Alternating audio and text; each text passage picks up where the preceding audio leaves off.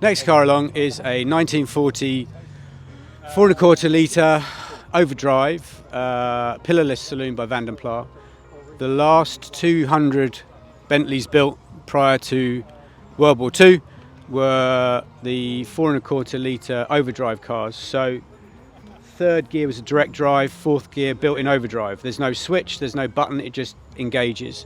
And that enabled the driver to do higher top speeds at lower revolutions on long trips. So it was designed to take less, to de-stress the car and allow it to go faster under less pressure. 4-speed box, obviously so manual. Yeah, manual box, synchromesh on 3 and 4, double the clutch around second gear. Vanden Plas are probably best known for their work on vintage Bentleys that won Brooklands, Le Mans, blah blah blah. They were the people. Really? Vanden Plas were those ones. What's really interesting is that it's pillarless. Yes.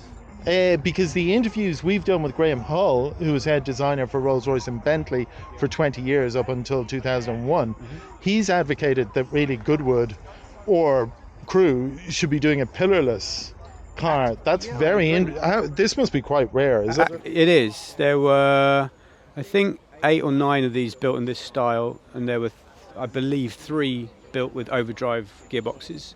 So any of the Bentleys built between very late 38 and a couple into 1940 with MX or MR in their chassis number at the end, that designates an overdrive Derby Bentley, which are considered the best of the best in terms of mechanical specification.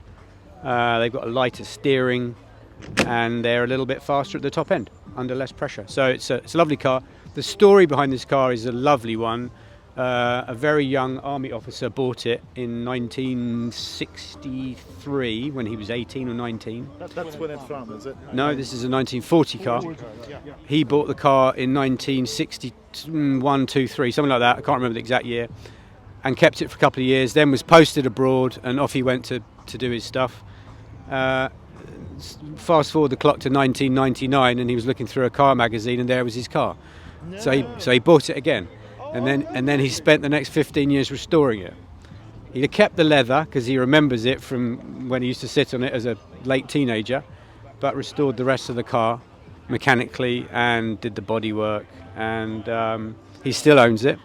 And he still owns it, yeah. So he's had 2 ownership stints, one very short one in his very early driving days, and then one much longer one over the last 25 Lovely. years. And having the individual seats is a nice, or is that's a Bentley thing anyway? Is that a sunroof? No, that's just a panel. Yeah. No, the seating, some had benches, some had individuals. Most Derbys had individuals at the front, which is nice because they move independently for different height people. If you got a short passenger or whatever. And it's just an absolutely charming car. I love this car. Yeah, it's got such a lovely story. Wow. And it drives beautifully.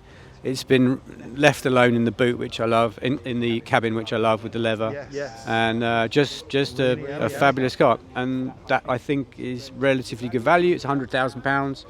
And I think so. I think it's a lot of car there and a lot of lovely story to go with it.